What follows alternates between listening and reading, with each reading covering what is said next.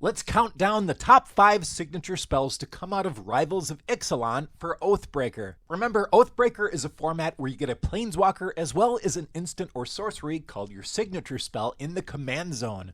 Coming in at number 5, Vana's Hunger, an instant for 2 black with Ascend. Each opponent sacrifices a creature. If you have the City's Blessing, instead each opponent sacrifices half the creatures they control, rounded up. And Ascend means if you control 10 or more permanents, you get the City's Blessing for the rest of the game. Having a signature spell that hurts all opponents is potentially powerful, but as Oathbreaker games usually don't go as long as Commander games, it's a little harder to pull off that Ascend. This might be a solid signature spell choice for a commander that makes creature tokens, because the tokens add to your Ascend count. Number 4, Slaughter the Strong, a sorcery for 1 white. Each player chooses any number of creatures he or she controls with total power 4 or less, and sacrifices all other creatures he or she controls. This would be a top signature spell choice in a token deck, a 1/1 token deck anyways. I always love one-sided board wipes in the command zone, and I don't really think this qualifies as that, but it's a little bit close. I suppose you could also use this with one of the Teos for a wall tribal thing. That sounds pretty bad, but you could.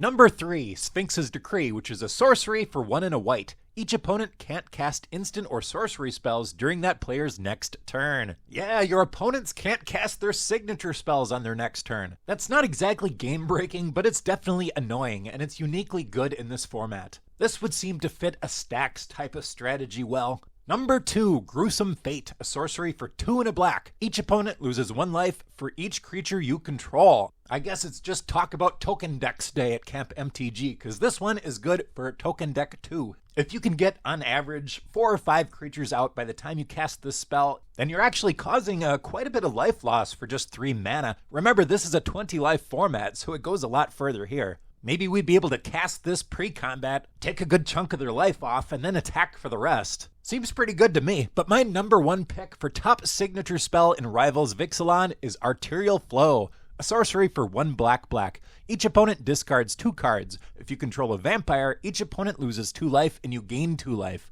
Obviously, you get some extra points if you have a vampire deck, but even if you don't, the rate here is really good. If you're able to cast this early enough in the game where you get everybody with it, then you've used 1 card to discard 6 cards. This gets bonus points in a Sorin vampire deck, but it's generically good enough that you could use this as signature spell in just about anything. If you enjoy Oathbreaker content, check out my channel for a ton more. I think I'm the only YouTuber dumb enough to focus on Oathbreaker. It really doesn't do very well compared to Commander content, but there's so much to explore in this format, and it's so much fun exploring it with all of you. So thanks a lot for watching, and I'll see you next time.